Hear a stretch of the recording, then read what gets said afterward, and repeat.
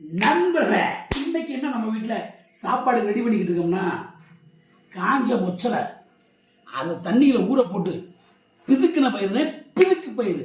இதை சாப்பிட்டோம்னா சாம்பார் வச்சு முருங்கைக்காய் போட்டு கத்திரிக்காய் போட்டு அப்படியே சாப்பிட்டோம்னா தேனமிர்தமாக இருக்கு நண்பர்களே, அப்படியே அருமையாக இருக்கு. இதை எப்படி பண்ணணும் தெரியுமா?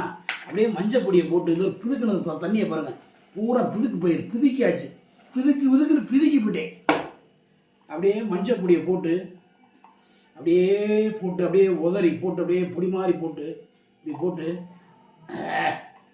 வாடி என்ன வரமாட்டவ இப்படி போட்டு இப்படி குழப்பி அப்படியே காய வச்சு சாம்பார் வச்சு சாப்பிட்டா அடாடாடாடா. அப்படியே காய வைக்கணும் போல, காய வச்சு காஞ்சதுக்கப்புறம் சாம்பார் வைக்கணும். அவ்வளோ தேனமிர்தமாக இருக்கும் ஐயா. இப்போ இங்கேன்னு போல இருக்கியா, அப்புக்கு காயட்டும், நீ வச்சுக்கிறேன்.